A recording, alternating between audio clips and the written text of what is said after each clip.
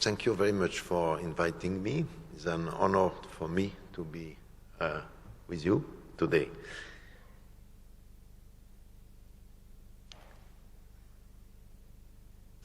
So, some word on our organization. The OI has been created in 1924, so before United Nations. And in 2003, we decided to change the name, but to World Organization for Animal Health. But we kept the old acronym OAI. Our headquarters are in Paris. We have 5 regional representation and 8 sub-regional representation and offices.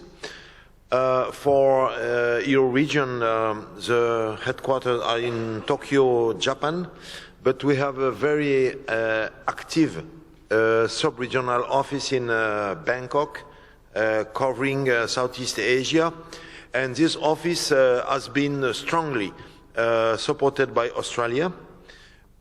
We developed the campaign to control foot and mouth disease in this region. Was the SCC FMD campaign, joined by China and now by Mongolia. Australia decided to stop the support last year, but fortunately New Zealand decided to support the office, so we will continue this campaign, and this will secure your country, this contribute to secure your country from FMD and other diseases. Currently, we have 180 member countries, and probably you know that some of these member countries are strongly opposed to export of live animals, and I will give also more information on that later. So. Which concept we are promoting within our activities? So first, we use the public good concept. Public good, according to the definition of World Bank, is an activity having benefits for all countries and all generations. So animal disease control is clearly within the public good concept, and animal welfare could be also included in this concept. We use also the One Health concept. One Health concept is more cooperation between veterinarian and medical doctors, because, as you know, 60% of human diseases have an animal origin, and tackling the pathogen at their animal source have a huge benefit for public health. It is why we are fighting to develop this cooperation for the benefit of humanity. We think also that the good veterinary governance worldwide is clearly a priority to increase the control of animal disease and animal welfare. And this governance includes appropriate legislation, appropriate governmental mechanism having human and financial resources to enforce the legislation, and also developing appropriate public-private partnership. And we think, we sincerely think that Australia is a very good model for this approach. And we also think that each region have cultural and economic specificities, and we must develop animal health and welfare strategies and programs at global, regional, and national levels.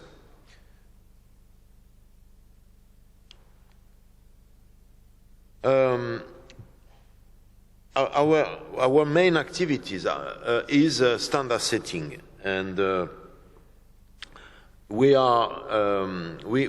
produce standard democratically adopted by our member countries. Each country has a voice during the votes, and our standards are adopted by consensus. Sometimes we have a vote. In this case, is a 2/3 majority is necessary to adopt a standard.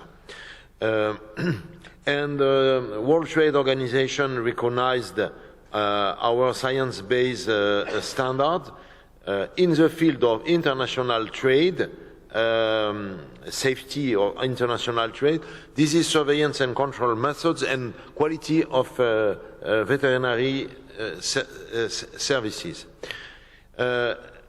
Our standards are intergovernmental standards. They are adopted by government, and I will develop later the relation between private and public standard of the OIE and other organizations recognized by WTO.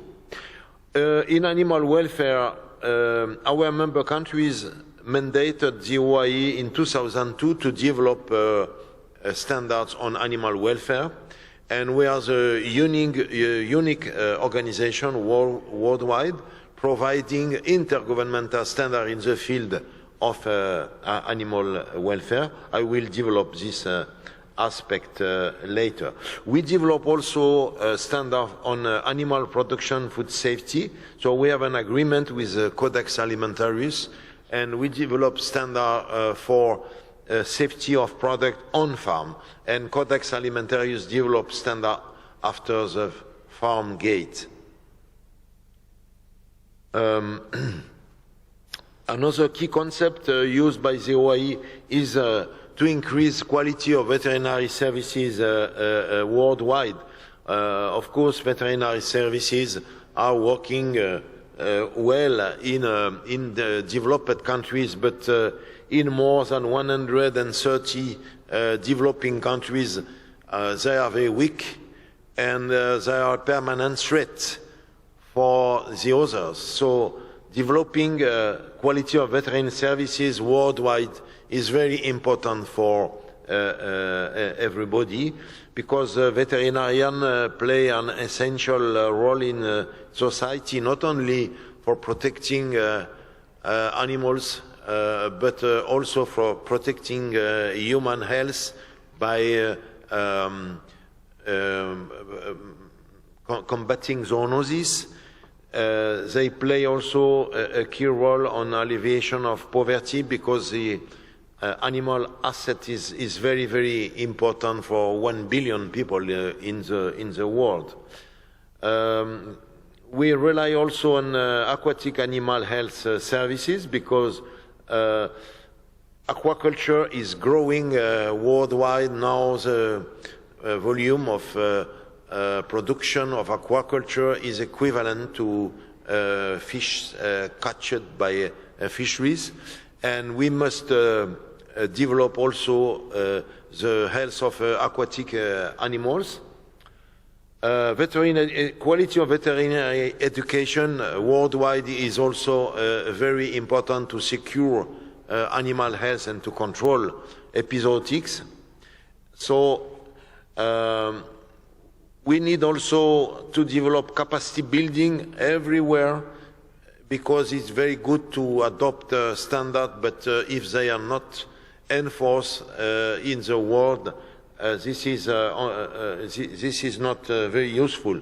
So it is why the OIE develop many capacity building programs to improve the quality and networking of people involved as policymakers in countries. We would like also to promote the concept of veterinary statutory body, because private sector veterinary profession need to be controlled.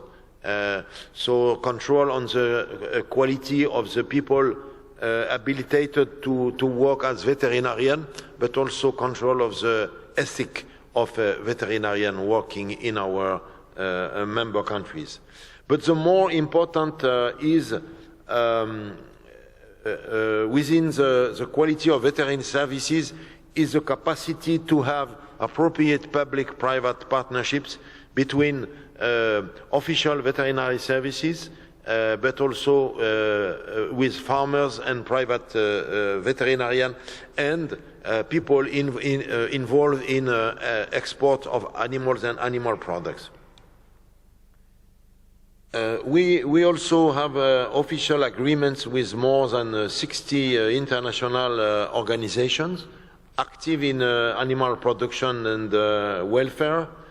For example, Commonwealth Veterinary Association, Fédération Équestre Internationale for equestrian sport, International Meat Secretariat, International Dairy Federation, International Council for Laboratory Animal Science, Hague Commission, Poultry Council, Air Transport Association, Safe Supplier Affordable Food Everywhere is a consortium of the multinational involved in food.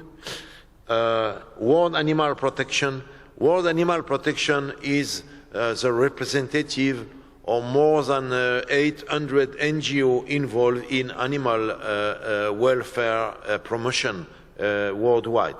So we have a permanent dialogue with this organization, and they respect our organization because we are being able for the first time to develop intergovernmental standards adopted by 180 countries, and more than 100 countries after the adoption of these standards on animal welfare decided to change their national legislation, particularly developing countries. So it was a great step for animal welfare worldwide, using standards compatible with economy, and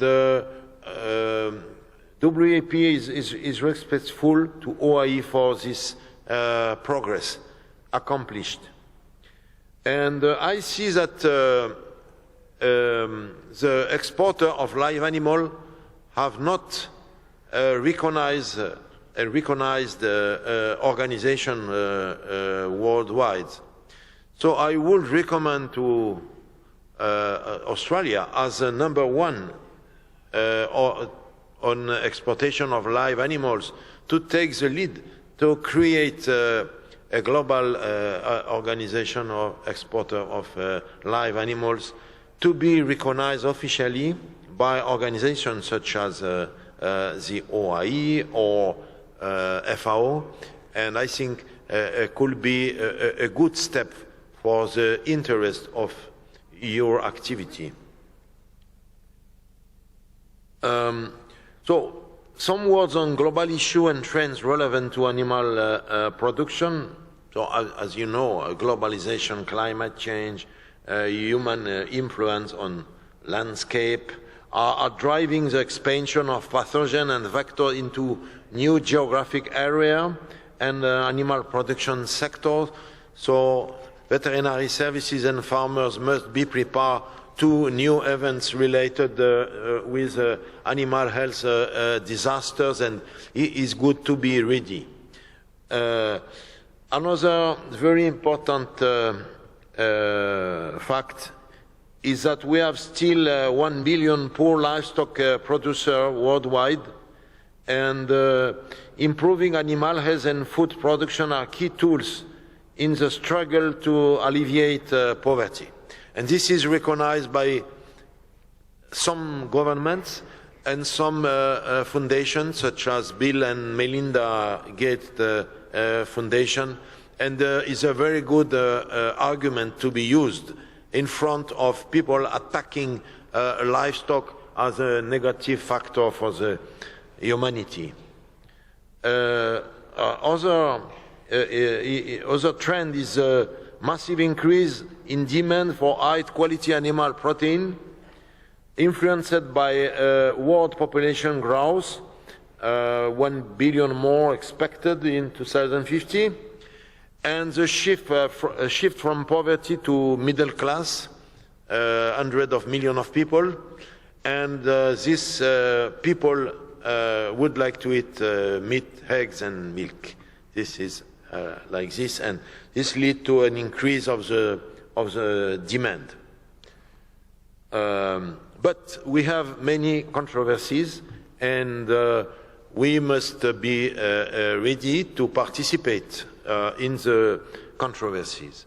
We have controversies on the negative role of livestock and animals in general, with a negative environmental impact.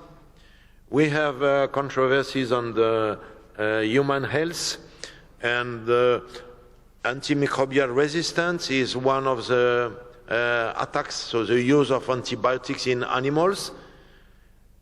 And recently we got a survey from an agency close to WHO,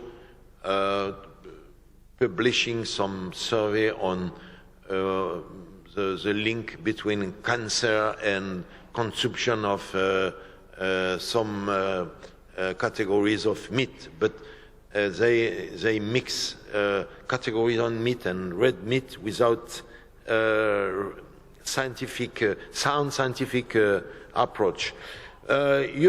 Probably you know that many surveys are manipulated by some lobbies, and the vegan lobby is very strong, even in some international organizations. So we must use science, and we must publish the scientific information we have honestly in front of this kind of manipulation. And this publication have a huge political and investment impact, and if we are not able to demonstrate that some of these surveys are not really science-based, politicians will take a negative decision on legislation and on investment in the livestock sector. We have also controversies on stamping out. It is important. We have many attacks on policies using stamping out to control outbreaks. It is why at a general approach we give priority to vaccination, of course, when it is possible, and we advocate more research for new vaccines.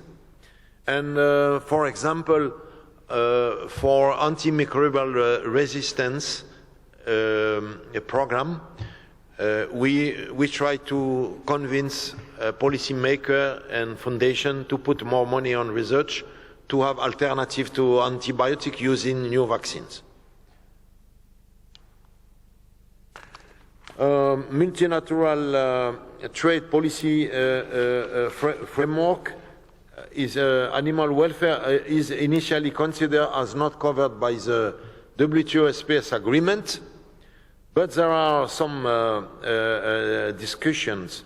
And for example, WTO managed a dispute, a panel between Canada and EU on the use of seal products. EU banned some seal products because of condition of hunting, and as a surprise, WTO accepted the position of EU.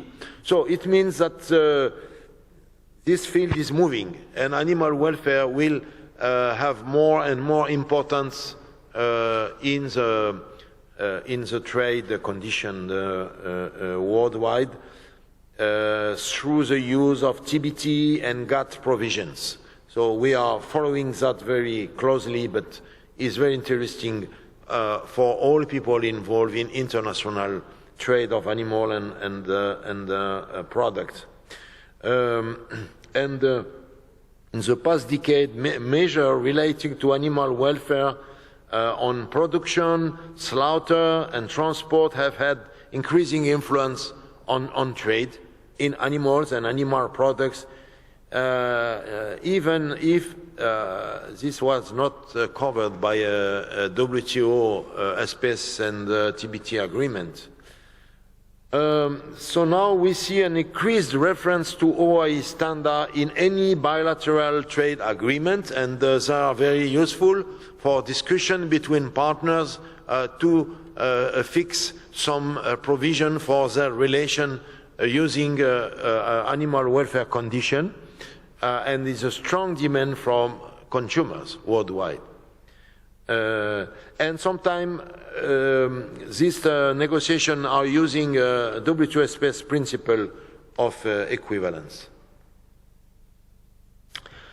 As I said before, private standards are very important to regulate relation between commercial partners at national, regional, and global level.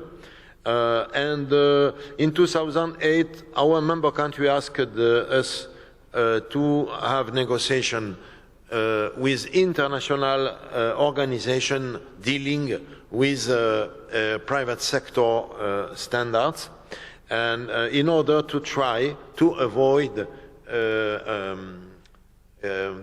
contradiction between intergovernmental and private sector standard when possible.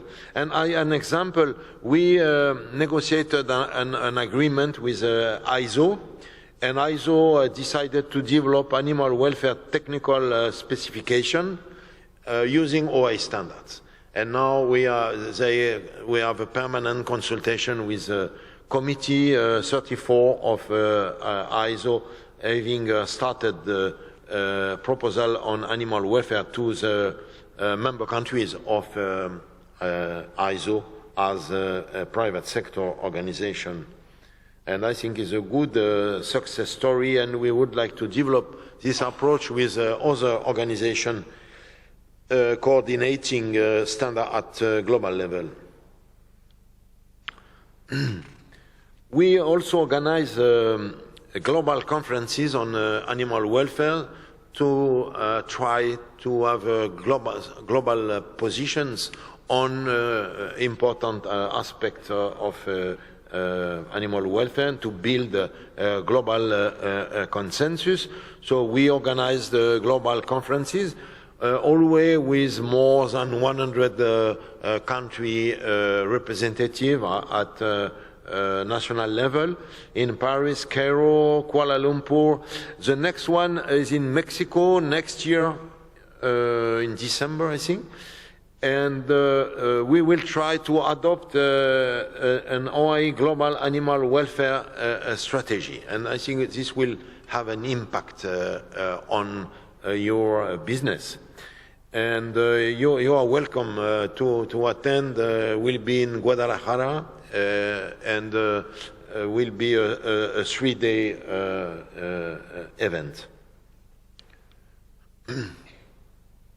So which standard we adopted and we would like to adopt? I will provide you only with a standard for terrestrial animal, not for aquaculture. So we adopted since 2001 a guiding principle for animal welfare, then standard on transport of animals by land, sea and air, standard for slaughter for human consumption, and for that we involve all religion during the discussion, and the adopted standard has been voted by unanimity. So they are compatible with all religions.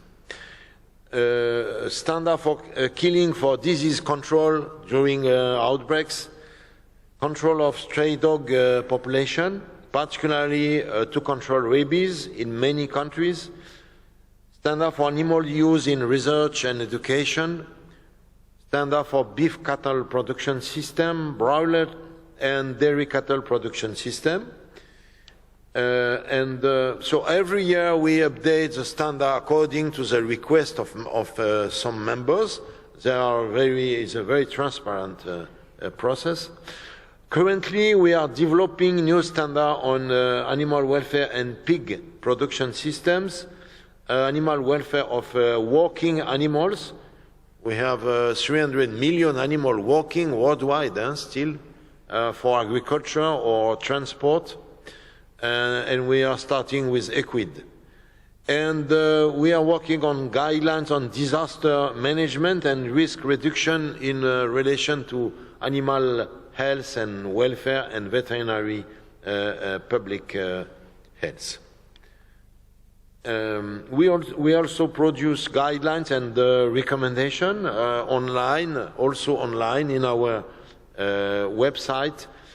We published a discussion paper on animal welfare related provision of Islamic law in negotiation with Islamic religion representative, and this paper encouraged national veterinary services to institutionalize a dialogue with relevant religious authorities with the objective of improving animal welfare globally using OIE standards. We made a video on the slaughter methods with and without stunning, and this video is not online because too much blood, for the public. But I have some CD-ROM or some DVD. If you would, I bring some. Yeah, I can give you if you are interested. We provide to our countries also guidelines for quality of veterinary services using independent evaluation of the quality of the national systems for animal health and welfare. And this system include official services, but also the partnership official services developed with private sector. This is very important. So our experts make the first step is a diagnosis. So they compare the situation in the country with the existing OIE standard on quality. So it is evaluation based on 47 criteria. We started in 2007. Now we evaluated 130 countries. And now developed countries are starting to ask this independent evaluation. And Australia has been one of the first to ask this support from OIE. So the mission to Australia has been made this month. And now we are preparing a mission to Canada and Japan. So the second step is mainly for developing country is a prescription. So the first is diagnostic, the second step is prescription. This evaluation is mainly to establish the cost of compliance of the country with the standards, and our experts provide a budget, investment and functionment budget to the country to convince governments or to convince donors when needed. We provide also treatment mainly to developing countries. We provide support for improving legislation, how to develop public-private partnership, particularly veterinary statutory bodies for private veterinarian. We support veterinary education quality and diagnostic laboratories. And we are supporting more than 100 countries with this kind of programs. And we provide also follow-up evaluation on request to our members. So regarding veterinary education, we think that it's very, very important to have initial and continuing training to all veterinarians and partners working with them in the field of animal health and animal welfare. So we established guidelines used now by more than 500 veterinary education establishments worldwide. And our next global conference with all deans of veterinary education establishment will be in Bangkok in June next year. So I recommend some representative of Australia or the veterinary education community to attend. For strengthening veterinary services, we have, as I has mentioned before, we have capacity building program targeted to national policy makers. So national representatives, the OIE delegates.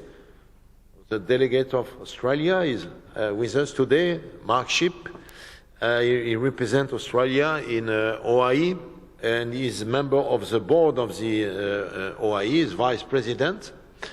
We target also 8 national focal points for different topics, and each country nominated a national focal point for animal welfare, and is supposed to be the bridge between international organizations, OIE, and governments to improve legislation and to enforce national legislation on animal welfare, of course with the support of private sector. So we organize regular seminars for OIE delegates and for OIE focal points, including for animal welfare. So now we have a network of 180 national focal points for animal welfare, and I recommend you, when you make business with your partners, your new export, to have link with this population of national focal point for animal welfare at government level. We also have a network of scientists, OIE reference centers, and we have a very good center in Australia and New Zealand, a consortium of scientists working on animal welfare, and supporting OIE objective is very important for us to use permanently science when we update our standard. We have twinning initiative, is a specific relation between reference centers already accredited and candidates from developing country. Is also a good way to involve developing country in scientific activities. And we have a lot of scientific and normative publication on animal welfare. I recommend you to refer to our website to have access to these publications. We develop specific animal welfare program, and we started with the support of Australia for a program, a capacity building program to train trainers in more than 13 countries. Program of capacity building focusing on land transport and slaughter of cattle, sheep and pigs, and human animal handling. We train more than 40 trainers, and we know that they continue in their country to train relevant people. The objective was that population understand relevant scientific and technical information, understand animal welfare, animal behavior, animal handling, stockmanship, transport, restraint, stunning, slaughter, with stunning and without stunning. Carry out an assessment of premises and identify key welfare problems, understand basic of learning, training and relevant training techniques to be trainers, and lead classroom training on the best practices in pre-slaughter and slaughter, and finally lead practical training in handling cattle and sheep.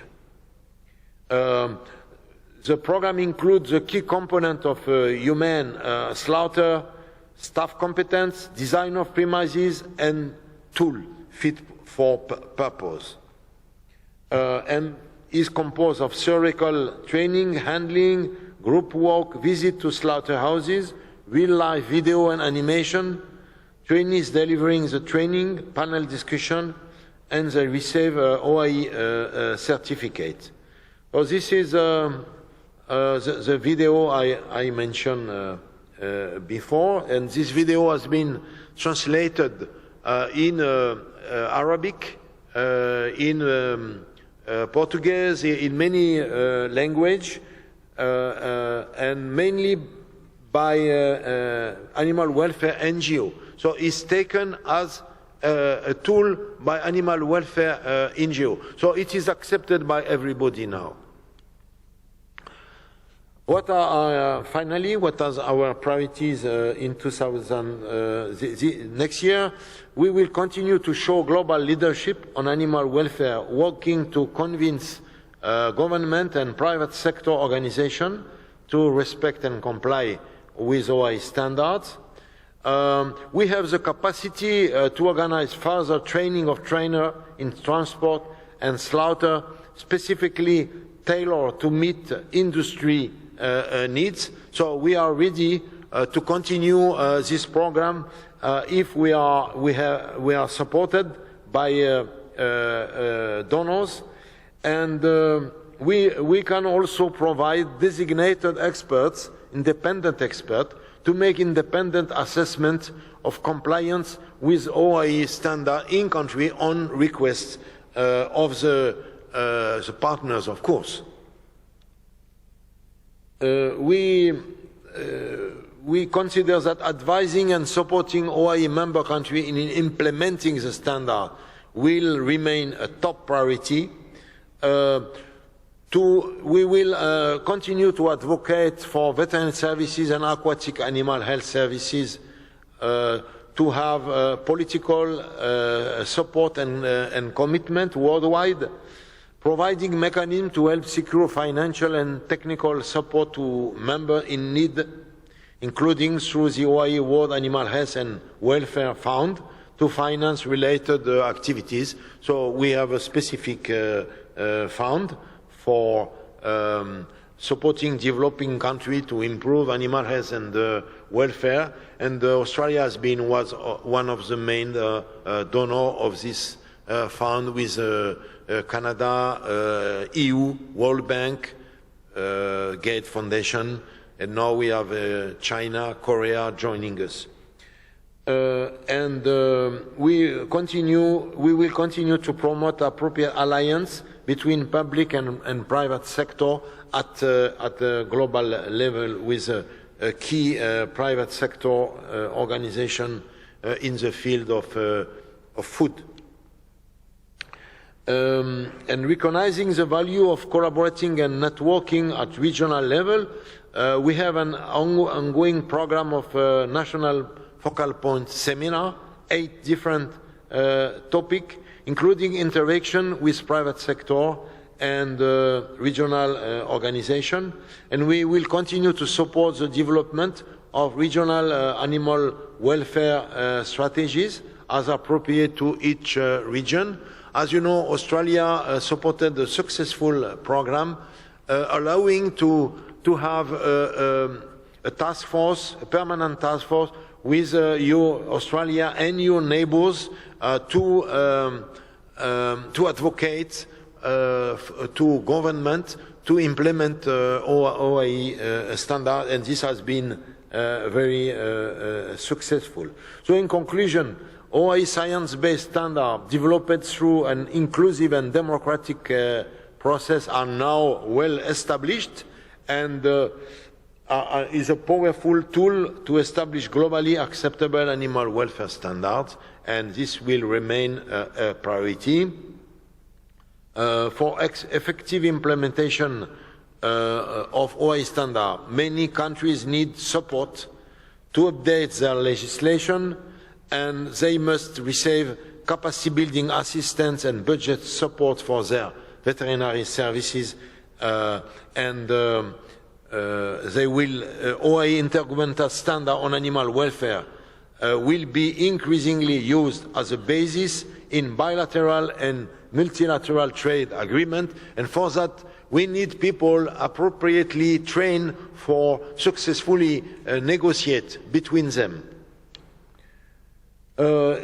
Your investment in improving animal welfare and taking those improvements to the rest of the world have OIE's full support, and I stop my function at the end of the year, but I can tell you that the next elect DG will continue the same politic about animal welfare policies.